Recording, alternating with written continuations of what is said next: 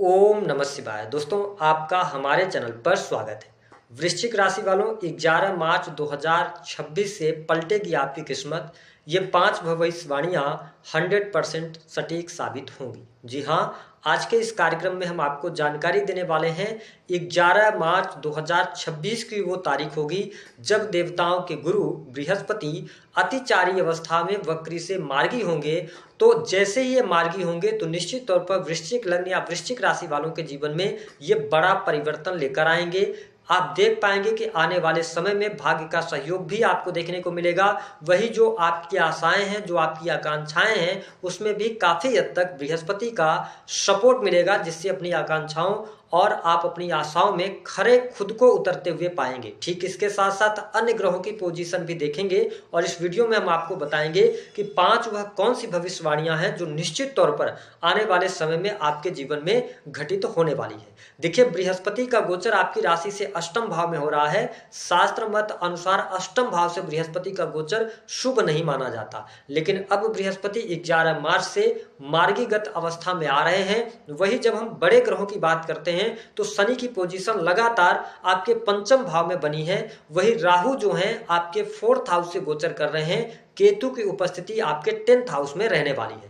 आप वृश्चिक लग्न या वृश्चिक राशि के हैं तो आप जरूर पिछले 1 साल से इस चीज को महसूस कर रहे हैं कि अगर आप कार्य क्षेत्र में थे, जैसे आप नौकरी कर रहे थे तो आपके नौकरी में चेंज हुआ, या आप नौकरी में चेंज नहीं किए हैं या नौकरी में चेंजेस नहीं आए हैं तो आपका कार्यस्थल पर मन नहीं लग रहा। जो ग्रोथ चाहिए उसके हिसाब से आपको ग्रोथ नहीं मिल पा रही है। लेकिन मैं आपको स्पष्ट कर दूं कि 11 मार्च 2026 के बाद ग्रह गोचरी स्थितियां कुछ ऐसी बन रही हैं कि निश्चित तौर पर आपके जीवन में बदलाव होते नजर आएंगे। आइए सबसे पहले जानते हैं जो पहली घटना सत्य होगी आपके जीवन में, उस पर बात करते हैं। 11 मार्च 2026 के बाद आप देखेंगे कि वृश्चिक राशि वालों, व्यक्तिगत जीवन में कुछ आप नया अनुभव करने वाले हैं। विशेष तौर पर ये जो टाइम होगा 11 मार्च के बाद आएगा, यहां पर आप देखेंगे कि आध्यात्मिक प्रगति की तरफ आप बढ़ते हुए नजर आने वाले हैं।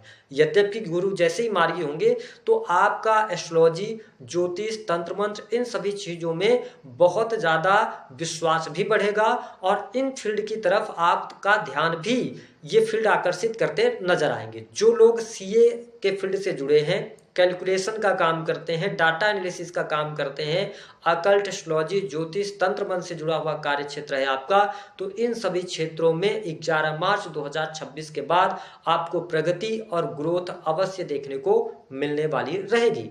इंश्योरेंस सेक्टर हो गया, फिनांस का सेक्टर हो गया, बैंकिंग सेक्टर हो गया, इन सभी क्षेत्रों में भी आप अच्छा प्रदर्शन करने में सफल होंगे। तो पहले ये घटना आपके जीवन में निश्चित तौर पर होने जा रही है कि आध्यात्मिक प्रगति होगी, धर्म अध्यात्म के प्रति विश्वास भी जागृत होगा और आध्यात्मिक प्रगति के लिए। और वृश्चिक राशि वालों, ये जो टाइम रहेगा ना, ये आपको बहुत सारा एक्सपीरियंस भी देने वाला है, क्योंकि इस समय अवधि के दौरान जितना ज्यादा आप धार्मिकता की तरफ अग्रसर रहेंगे उतना बेहतर रिजल्ट आने वाले टाइम में आपको मिलेगा। और इसके साथ ही आपकी आध्यात्मिक और धार्मिक प्रगति भी होती नजर आ रही है। अब देखें, जो दूसरी महत्वपूर्ण घटना यहां पर होगी वो ये रहने वाली है कि बृहस्पति की पंचम अमृतमय दृष्टि आपके 12th हाउस पर बनी हुई है। इसका मतलब यह है कि जब ये 12वें भाव को देख रहे हैं तो आप देख पाएंगे कि परेशानियों को ये कम करेंगे। आपके खर्चों में कमी आने जा रही है, यानी कि खर्च आपके कम होंगे। अगर खर्च आप करेंगे भी तो बहुत ही मितव्ययिता पूर्वक करेंगे। ठीक इसके साथ साथ जो लोग हॉस्पिटल के अंदर काम कर रहे हैं या हॉस्पिटल के साथ, यानी कि हॉस्पिटल के किसी भी कार्य क्षेत्र से जुड़े हैं, यानी कि मेडिकल लाइन से, उनके लिए यह समय बहुत बढ़िया रहेगा। विदेश में रह रहे लोगों के लिए समय बहुत अच्छा रहने वाला है। साथ ही आपको इंपोर्ट एक्सपोर्ट से भी अच्छा खासा लाभ प्राप्त होता नजर आएगा। निश्चित तौर पर 11 मार्च 2026 के बाद आप देखेंगे कि इन्वेस्टमेंट पोर्टफोलियो में आपके चेंज होगा। वृश्चिक लग्न या वृश्चिक राशि के हैं तो आप लॉन्ग टर्म की इन्वेस्टमेंट कर सकते हैं। अब अपनी स्वेच्छानुसार और अपनी योग्यता अनुसार आप इन्वेस्टमेंट करेंगे, उस इन्वेस्टमेंट का आगे चल के आपको बहुत अच्छा लाभ मिलेगा। मानसिक तनाव आपका कम होगा क्योंकि आप रात में पर्याप्त नींद ले पाएंगे, जिसकी वजह से सुबह आप आत्मविश्वास के साथ काम करने में सक्षम होंगे। कहने का यह मतलब है कि तनाव, टेंशन थोड़ा सा यहाँ से कम होगा तो चीजें आपके लिए बेहतर रहने वाली है। अब देखिए, दूसरी पोजीशन की जब हम बात करते हैं तो वृश्चिक लग्न आप वृश्चिक राशि के हैं। देखिए गुरु मार्गी हो रहे हैं और गुरु की स्थिति सेकंड हाउस के स्वामी भी हैं गुरु, और गुरु की दृष्टि भी आपके सेकंड हाउस पर रहेगी। निश्चित तौर पर इस समय अवधि के दौरान आकस्मिक धन लाभ का योग आपके लिए बनता हुआ नजर आएगा। काफी लंबे समय से यदि आपका कहीं पैसा फंसा हुआ था तो पैसा आपको प्राप्त हो सकता है। आप यदि थोड़े से प्रयास करेंगे तो आपके लिए जो रुका हुआ फंसा हुआ धन है उसके मिलने के चांसेस बनेंगे। ठीक इसके साथ साथ आप देखेंगे कि यदि आपका कोई भी कार्य क्षेत्र जो कि वाणी कंसल्टेंसी से जुड़ा हुआ है, या आपका कोई भी बिजनेस है जो कि खान पान से रिलेटेड है, या आप वस्त्रों या आभूषणों, स्पेशली आभूषणों के काम करते हैं, सोने चांदी से जुड़े हुए कार्य करते हैं, या आपने सोने चांदी में पहले से पैसा इन्वेस्ट कर रखा है, तो निश्चित तौर पर आपको सफलता प्राप्त होती नजर आ रही है। चीजें आपके लिए अनुकूल रहेंगी, यानी कि हम ये कह सकते हैं कि आने वाले समय में बैंक बैलेंस में वृद्धि होगी, आपके संचित धन में वृद्धि होती नजर आने वाली है। परिस्थितियां आपके लिए ठीक रहने वाली रहेंगी। अब देखिए तीसरी जो महत्वपूर्ण घटना की हम बात करते हैं, इसको थोड़ा सा आपको समझने की आवश्यकता है। देखिए वृश्चिक राशि वालों, आपके 10th हाउस से केतु का गोचर हो रहा है। केतु बैठे हुए हैं सिंह राशि में। ऑलरेडी अगर देखा जाए तो ये ग्रहण बना हुआ है।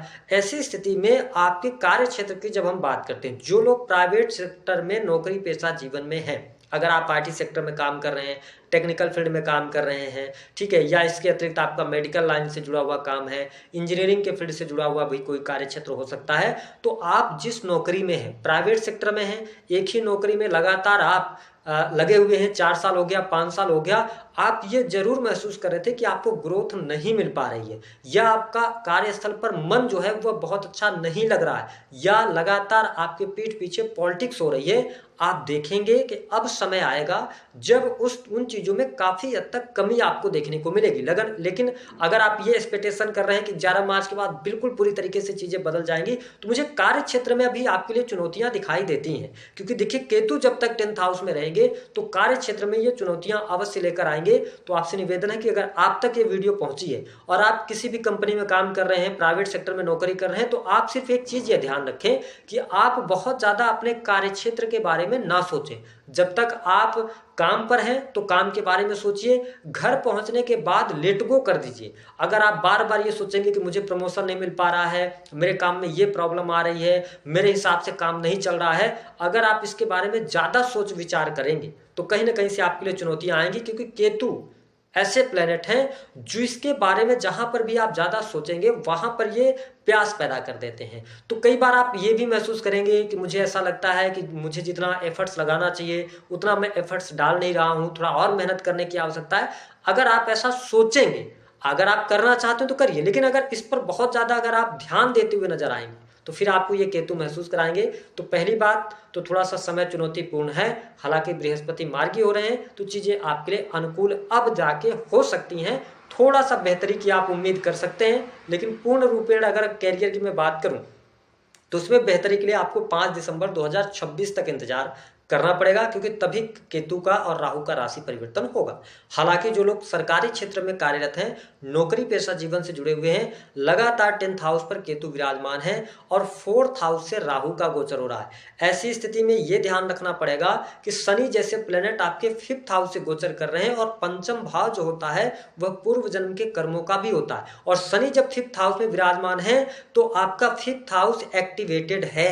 ऐसी स्थिति में कार्य क्षेत्र में, सरकारी क्षेत्र में अपने पद के दुरुपयोग से बचना चाहिए, किसी भी प्रकार के इलीगल कार्य करने से बचना चाहिए, क्योंकि अगर आप इलीगल कार्य करेंगे तो निश्चित तौर पर आप फंसेंगे। लेकिन मेरा यह मानना है कि तीसरी जो महत्वपूर्ण घटना है, नौकरी पेशा जीवन जैसा चल रहा था वैसा चलेगा।